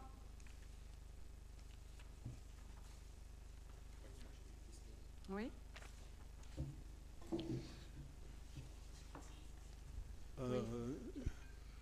Concernant les prévisions de subvention, 173 000 €, j'ai l'impression que c'est la première fois où on a un chiffre aussi faible. Et donc, qu'est-ce qui... Les subventions notifiées. Et c'est pour ça que c'est faible. C'est la première fois qu'on a un chiffre aussi faible. Alors, non. C'est nous qui sommes en retard. Non. On a simplement on n'a simplement pas de CDDA. Et le CDDA au niveau du département, c'est modifié. Jusqu'à présent, nous avions un plan pluriannuel de CDDA sur 4 ans, x2, etc. Et là, le CDDA n'existe plus. Il est sous une autre forme. Et du coup, c'est pour ça que nous sommes sur, quand je vous dis le FDAL, les travaux de proximité, etc., Nous sommes sous une autre forme de subvention. Mais justement, donc le CDDA, ça permettait d'avoir une vision pluriannuelle. Là, on l'a plus, quoi. On ne sait plus où on va. Vous savez peut-être, mais le citoyen lambda, il ne sait plus. On ne l'a pas au niveau de la subvention, mais on l'a sur les investissements. C'est-à-dire que, voilà. Là, on a 173 000, là où on avait 1 million, 2 millions avant. Alors, on n'a pas 173 000, c'est pour ça que j'ai dit notifié, reporté et attendu. Donc, additionner tout ça, et vous voyez une somme de subvention quand même conséquente. Maintenant, ce ne serait pas sincère d'inscrire les attendus dans le budget. Je me bagarre assez sur d'autres organismes pour dire, mais ça, c'est pas sincère de l'inscrire. On n'est jamais sûr. À propos de ça, il y a par rapport à ce qu'on avait vu même dans le ROB et même en commission, il y a au niveau du fonctionnement, il y a de grosses modifications au niveau des recettes sur les impôts directs locaux. On a perdu, entre guillemets, quasiment 500 000 euros. On est passé de 3,7 millions qui était annoncé à 3,2 millions. Moi d'avion. Ils n'ont pas coupé leur... Pardon. Oui, on est passé de 3,7 millions à 3,2 millions. Donc on a perdu quasiment 500 000 euros. Alors, rappelez-vous, je vais passer la parole à Madame Vergne, mais rappelez-vous, à la commission finances, on a précisé qu'il nous manquait quelque chose. Vous le cherchez? Sinon, je sais. Il nous manquait l'ajustement, l'indicateur, comment ça s'appelle? Voilà, je vous laisse. Le critère le coefficient. Le coefficient. Oui. En effet, on l'avait un petit peu annoncé en commission, puisqu'on était sur un produit fiscal attendu à partir des bases prévisionnelles qui nous avaient été notifiées. Pour autant, on ne connaissait pas au moment de la commission le coefficient modérateur.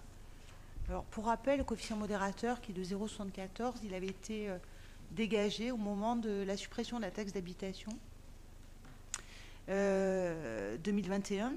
Et donc, qu'est-ce qui est décidé à ce moment-là? Je suis navrée de remonter un petit peu, mais qu'est-ce qui est décidé à ce moment-là? C'est de dire à votre taux actuel, vous allez majorer les 15% du département.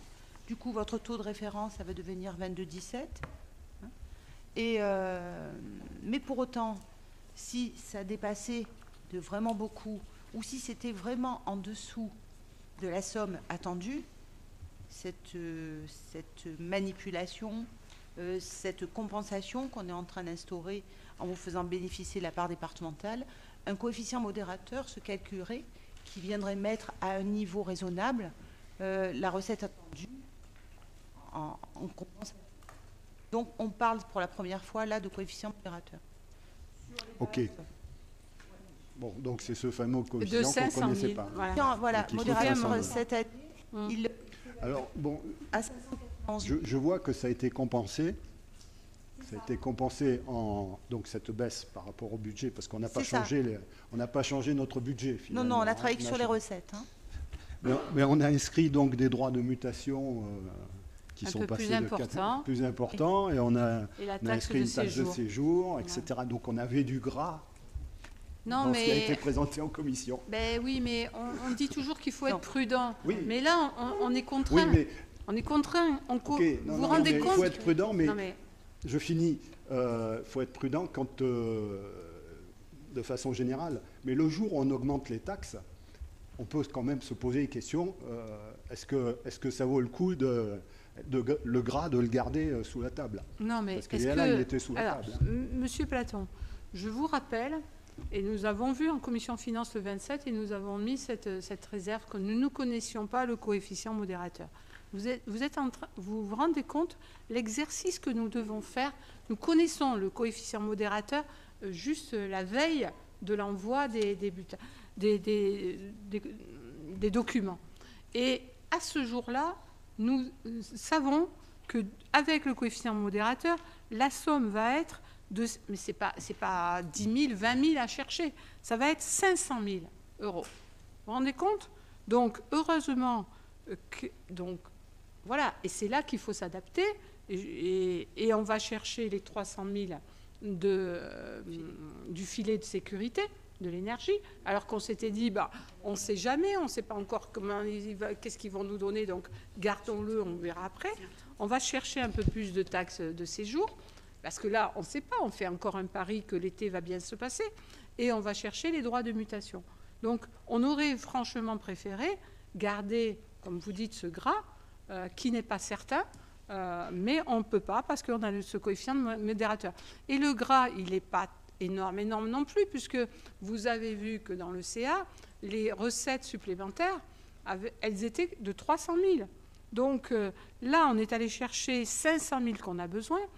Je suppose que l'année prochaine, dans notre CA, lorsqu'on l'abordera, nos recettes supplémentaires, elles ne seront pas à ce niveau-là. Parce qu'en plus, voilà, on avait eu des loyers, rappelez-vous, Émile Picot, etc., des choses qui avaient été importantes. Donc, c'est tout l'art de tenir un budget, de réfléchir dans son équilibre et de faire les bons choix qui sont faits. Mais c'est bien vu, monsieur Platon, parce qu'entre les finances et là, il y en a en effet du changement que vous avez observé. Et vous êtes donc très attentif aux documents. Et je voulais vous remercier pour la transmission des documents. La veille, mais la dernière fois, c'était le jour même. Et la fois d'avant, on ne les avait pas eus. Donc, voilà, il y a beaucoup plus de transparence et c'est bien. Très bien. Est-ce qu'il y a d'autres questions sur ce budget 23 ? Monsieur Sambin. Alors, sous-estimer les recettes et surestimer les dépenses, c'est de bonne guerre, c'est classique, c'est ce qui permettra de dire que le budget est à l'équilibre l'année prochaine. Moi, ce qui m'inquiète, alors que j'ai fait l'effort quand même de soutenir l'exécutif en lui donnant 950 000, en votant pour 950 000 euros de plus de recettes. Quand je regarde le budget d'investissement 6,5 millions, je m'inquiète un peu. Alors, j'ai bien noté pour la partie verte 29% de 6,5 millions, ça fait 2 millions. Pareil pour les autres budgets. Par contre, quand on regarde dans le détail le type d'investissement qui est prévu, je vois peu de retour sur investissement en matière d'économie de fonctionnement. Moi, il y a des choses que j'aurais aimé, au-delà de Objectif Terre. J'aurais aimé que sur le stade, par exemple, on puisse récupérer l'eau de pluie du gymnase pour pouvoir arroser à terme le stade qui n'est pas synthétique. J'aurais aimé qu'on envisage des panneaux photovoltaïques sur le gymnase. Enfin, au-delà du revenu ou de l'économie que ça génère, ça aurait eu une vertu pédagogique et ça aurait lancé la dynamique. D'autant que pour ce type d'investissement qu'on n'a pas programmé, on aurait pu avoir des subventions. Donc pour moi, le budget il n'est pas assez vert, il ne va pas assez vite dans la transition et il n'est pas assez orienté vers des investissements qui permettront de générer des économies de fonctionnement. Parce qu'on est d'accord que c'est qu'une fois l'augmentation, c'était une fois après 14 ans, mais il ne faudra pas que ça se renouvelle avant 14 ans la prochaine fois. Sinon, on ne sera pas les moins chers du département en termes de taxes foncières. Donc, pour ces raisons, et j'espère qu'il y aura des modifications budgétaires en cours d'année, moi, je ne pourrais pas voter ce budget, je m'abstiendrai. Alors, je peux te répondre sur quelques points. Bon, le stade de foot, il est arrosé par le canal. Donc, c'est par l'eau de pluie et l'eau de la Durance. Donc, c'est que tu récupères de l'eau du toit ou qu'elle tombe dans la nappe phréatique après. Voilà, ça s'évapore, tu sais, c'est le gros problème ce qui parle actuellement des bassines et tout. Voilà. Autre chose, sur tous les bâtiments, du photovoltaïque et tout, il faut faire des études. Il faut faire des études de structure parce que les bâtiments n'ont pas été forcément construits pour supporter des charges. Maintenant qu'il y a de possibilité d'autoconsommation, ça devient un peu plus intéressant qu'avant. Parce qu'il y a 20 ans, ça a été très intéressant, le rachat par EDF du prix de l'électricité. Après, ça a baissé quand même pas mal par rapport aux travaux. Et il faut faire des études de structure avant de faire ça. Et voilà, sur l'ancien gymnase, là où on veut faire des travaux, on va voir s'il faut mettre des panneaux photovoltaïques, parce que si ça nous coûte 400 000 euros de renforcement de toiture pour mettre 2 mégas d'électricité, voir si ça sera rentable aussi. Voilà, moi je ne suis pas contre, hein, loin de là, je suis même pour, mais on ne décide pas ça du jour au lendemain comme ça. Il faut faire des études. On ne décide pas ça du jour au lendemain, mais si on regarde le budget, par exemple, études, qui explose, hein, le budget études, alors je ne sais pas sur quoi ça porte peut-être sur les travaux qu'il y a à faire dans l'église, etc. Mais il monte à 600 000 de mémoire sur 2023, dans la liste que j'ai vue sur le budget. On pouvait aussi faire une étude sur ça. Alors je ne dis pas de refaire la toiture de l'église et d'y mettre des panneaux solaires, parce que ça serait pas bienvenu. Ce sera non. Oui, non, c'est pour ça que je plaisantais. Mais on pourrait envisager sur d'autres bâtiments municipaux. On va construire, puisque dans les dépenses, là, on a dit on va acheter le terrain, on va construire aussi les services techniques. Anticipons la récupération d'eau dans la construction, anticipons les panneaux solaires, anticipons comment on appelle ça, l'isolation. On voit qu'il y a eu des travaux de fait dans la mairie, je ne sais pas, au-delà de l'embellissement des bureaux, si ça a généré des économies de chauffage. Je sais que, j'en parlais il y a 2 ans, maintenant tout est passé, quasiment tout est passé en LED. Mais aujourd'hui, sur la section investissement, on n'a pas de vision claire de ce que ça génère comme économie de fonctionnement. Ça, c'est pour les sous. Et après, pour la transition écologique, on ne saurait pas non plus évaluer l'empreinte qu'on a réussi à diminuer en faisant ça. Il ne faut pas oublier qu'on a des objectifs sur les bâtiments publics qui vont être forts en 2030. Et en 2050, il faudra qu'on soit neutre. Donc, avec les 950 000 euros de plus, qui, si on regarde, peuvent constituer les 40% de financement municipal qu'il faut absolument avoir pour demander la différence en subvention aux diverses institutions, ça fait quand même, il faut que je calcule, plusieurs millions. Plusieurs millions d'euros d'investissement sur la transition. Ouais. Non, mais en fait, Monsieur Sambert, on vous rejoint, parce que sur tout ce qui est énergétique, l'eau de pluie, les panneaux photovoltaïques, l'isolation, l'énergie, etc. Mais comme vous le dites, on investit 6 millions d'euros pour 2023. On a été obligé de faire des choix. Et ces choix, ils sont programmés. C'est-à-dire que on était prêts pour l'hôtel de ville, l'isolation. On a des fuites. La dernière fois, on était en réunion, il pleuvait encore. Donc, on sait que c'est vraiment nécessaire pour faire des économies. Mais on ne l'a pas programmé cette année. Parce que, en fait, on a déjà un gros programme. Et qu'on sait aussi que on n'a pas la capacité d'engager plus. Voilà. Parce que nos services, même si c'est fait par des entreprises, il faut qu'ils les suivent. Il faut qu'ils soient aux réunions de chantier régulièrement, etc.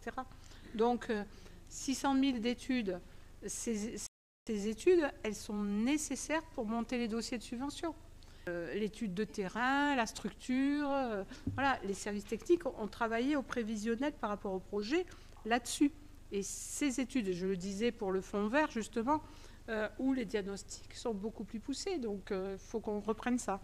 Voilà, on essaie de fonctionner avec des choix.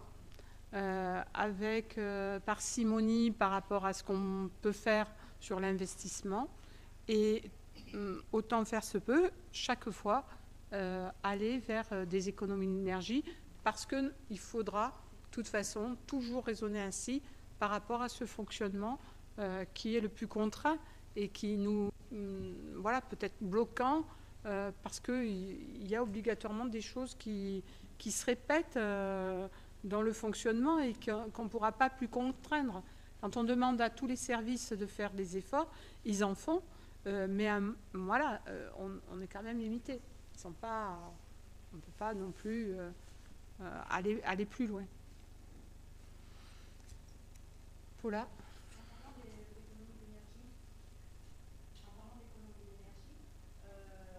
Le parc automobile de Malmort est tout électrique. Et j'ai lu un article dernièrement sur la mairie de Sénas où ils revendent leurs véhicules électriques au profit du thermique parce que ce n'est plus rentable et c'est un gouffre financier, surtout au niveau du prix électricité. Il y a un article de presse qui est apparu, je crois que c'était en novembre 2022 ou quelque chose comme ça, et Sénas ne renouvelle pas le parc électrique, mais il reprend du thermique, au profit du thermique. Alors, est-ce qu'il y a une étude qui a été faite sur Malmort? Parce qu'on a quand même pas mal de véhicules électriques, non, sur Malmort. Alors, je sais après qu'il y a le choix du cœur et le choix du portefeuille. Hein. Les voitures électriques, c'est très bien pour l'environnement, hein, je ne conteste pas. Hein. Mais je peux terminer, s'il vous plaît, monsieur? Merci. Donc, je sais qu'il y a le choix du cœur, il y a le choix du portefeuille. L'un va avec l'autre. Hein. Mais est-ce que sur Malmort, il y a... On peut dire ce qu'il y en est aujourd'hui de ce parc automobile électrique. Est-ce que ça a généré des économies? Est-ce que si on doit les renouveler, est-ce qu'on va repasser au thermique parce que effectivement c'est pas rentable? Ou est-ce qu'il y a quelque chose à dire là-dessus? Christian? Non, on la donnera après. Christian, Oui. par rapport à la commune de Malmort. Non, au niveau énergétique, l'électricité, même avec des prix comme on l'a actuellement, est beaucoup moins cher que l'essence. Donc, et en plus, c'est un geste. On reste vers des gestes écologistes. Et en plus, je pense que au niveau de l'État, dans quelques années, on sera obligé d'avoir des véhicules électriques. Ils veulent changer le parc au niveau national. C'est pas pour que les communes reviennent vers le thermique. Je pense pas. D'accord. Monsieur Platon. Alors, il se trouve que j'ai interviewé Monsieur Ginoux sur ce sujet. En faisant le bilan du pacte pour la transition sur lequel il s'est engagé, comme notre commune, et donc j'ai fait le bilan. Et comme j'avais lu le même article que vous, je lui ai posé la question. En fait, c'est une phrase qu'il a dite à un moment avec le SMED 13 ou un truc comme ça, où il a dit ça augmente, donc moi j'abandonne, je revends mes véhicules électriques. Bon, mais il ne revend pas ses véhicules électriques. C'est une phrase qu'il a dite comme ça pour protester contre l'augmentation du prix de l'électricité. Voilà. Mais moi j'ai vu que c'était au conseil municipal que ça avait été dit. Hein, Oui, au conseil. Oui, c'est peut-être au conseil, mais c'est suite. Voilà, c'était une boutade et je vous assure, il ne vend pas ses véhicules électriques. Voilà le micro. Alors, ouais. Drôle de conseil. Il y a certaines communes qui ont lancé des poissons d'avril du 1er avril, d'autres. Non, mais là, ça date de novembre 2022. Je pense que c'était sur un coup comme ça. Mais non, pour revenir à la commune de Malmort, parce qu'on n'interviewe pas M. Ginoux, mais même si on a le journaliste, mais il n'a pas le droit à la parole, parce qu'il est dans le public. Et je ne sais pas exactement ce qu'il en est. En tout cas, à Malmort, on a toujours une réflexion sur les véhicules électriques parce qu'ils sont vraiment sur la commune et on en a un certain pouls. Je crois qu'on a 8 véhicules électriques actuellement, notamment au niveau de la balayeuse et des petits camions espace vert, etc., qui sont pertinents. Et puis des fois des véhicules thermiques parce qu'ils vont plus loin ou qu'ils circulent, ils ont besoin de plus de puissance. Donc on a cette réflexion et voilà. Et puis c'est vrai, certains étaient à la formation sur les véhicules électriques qui se passait à la maison des associations, mais Julien n'est pas là. Et je me rappelle qu'il y avait une loi qui était en préparation qui obligerait les communes à avoir sur leur pool de véhicules une partie en électrique qui était assez conséquent quand même à venir. Donc on continue dans cette direction-là, ce chemin, tout en ayant une vraie réflexion sur la pertinence d'un véhicule électrique ou non. Armelle ? Je voudrais revenir sur la demande de subvention concernant l'oratoire. Si vous faites la demande de subvention, c'est que vous avez déjà contacté les entreprises agréées Bâtiments de France qui vous ont établi des devis. Vincent, il doit faire le rapporteur, donc parce il que peut là, répondre déjà, sur ce dossier-là, parce que c'est lui qui est en charge. Oui, tout à fait. On a commencé à avoir des devis pour estimer un peu le coût de la rénovation. Et ça monte à combien les devis des sociétés agréées Bâtiments de France? On ne les a pas reçus encore. Ouais, ça ne m'étonne pas, parce que ça fait 8 ans que je vous en parle. Non, mais ça fait 8 ans que je vous en parle, et au dernier conseil, ce monsieur m'avait dit qu'il allait faire les demandes de subvention, mais avant les demandes de subvention, oui, on fait les demandes de devis pour savoir le montant des subventions que l'on doit prétendre. C'est en cours. Voilà, c'est en cours. C'est en cours depuis 8 ans, alors oui, il y a de l'espoir. Mais l'Église aussi, c'était en cours et ça avance, puisqu'on a une vraie étude et qu'on a des estimations, on le voit dans la programmation. Si je prends l'Église, par exemple, il y a une répartition entre une reprise de la toiture, une reprise des façades et une reprise de l'intérieur, et c'est estimé à 1,5 million.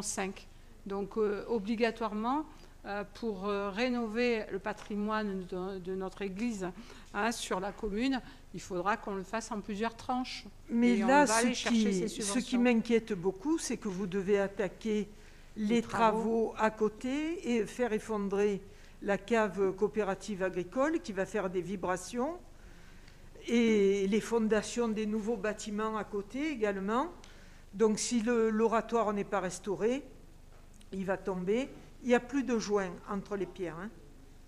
Je vous le redis pour la énième fois.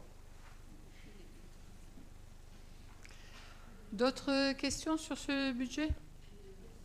Oui, alors moi, dans le budget, pour la partie investissement, j'ai parlé de la partie fonctionnement tout à l'heure. Bon, je remarque que les acquisitions foncières, c'est une bonne chose à mon avis. La préservation du patrimoine ancien, c'est aussi une excellente chose. Et comme Emmanuel, je regrette un peu la faiblesse, même s'il y a 29%. Quand on regarde dans le détail, les vrais investissements qui permettent qui ont un retour qui ont un retour budgétaire, qui ont un temps de retour sur investissement, il y en a peu. Je note le remplacement d'une chaudière fioul pour 115 000 euros. La troisième phase de l'éclairage public pour 180 000 euros. Alors là, quand on aura fait cette troisième phase, on aura fini, pas fini. Fini. Normalement fini. Tout sera en LED. OK. Les travaux sur l'arrosage qui me paraissent très intéressants. La régulation de l'arrosage, ça, voilà. Après, voilà. Après, le reste, c'est plutôt des travaux de maintenance qui sont de toute façon nécessaires. Bon, oui, ça peut rentrer dans l'environnement, mais il n'y a pas tellement de... Bon, voilà, il faut maintenir les bâtiments, il faut maintenir ce qu'on a. Oui, mais c'est une réalité de terrain. Oui, il faut le faire. Il faut le faire. Et c'est pour ça que ça ne rentre pas dans une logique vraiment de transition énergétique, de transition écologique. Voilà, il faut le faire, on est obligé, c'est vrai. Thierry, il faut bien se dire aussi, comme je t'ai expliqué la dernière fois pour les écoles, on a 2 mois pour travailler dessus. Les gymnases, c'est encore moins, parce qu'ils sont encore utilisés l'été. Donc on ne peut pas faire des travaux souvent sur des choses qui sont utilisées. Et, donc il faut qu'on fasse petit à petit, et je sais que ça va pas assez vite, je suis d'accord avec toi, mais il y a la loi du terrain aussi qui nous impose ça. J'ai pas vu grand monde faire du sport sur le gymnase, mais peut-être... Oui, mais moi je ne laisserai pas des enfants faire du sport si les gens travaillent en haut du gymnase, enlèvent les tuiles et risquent de faire passer des choses au travers. C'est interdit. Voilà, c'est interdit. Ouais. Bon, ensuite j'ai deux questions alors, sur les parkings. Dans le Vieux-Temps, il était prévu un parking avenue de la Fontaine. Là, je vois que dans le budget, on parle d'un parking à la Maison des Associations. On a évoqué le square Verdun. Il y a le garage cimetière. Voilà, c'est quoi la logique sur les parkings, sur la place de la voiture dans le village, sur les plans de circulation. Voilà, je pense qu'il y a une... J'ai pas de vision et on pourrait s'en construire une. Et la deuxième question, ça concerne la maison de santé. Donc il y a des budgets pour l'assistance à maître d'ouvrage et la maîtrise d'œuvre. Il y en a pour 250 000 euros. Et quel est le cahier des charges? Quelle est la programmation? Quelle est la convention avec les médecins? Enfin, où on en est de ce truc-là? On n'a pas de vision. Voilà.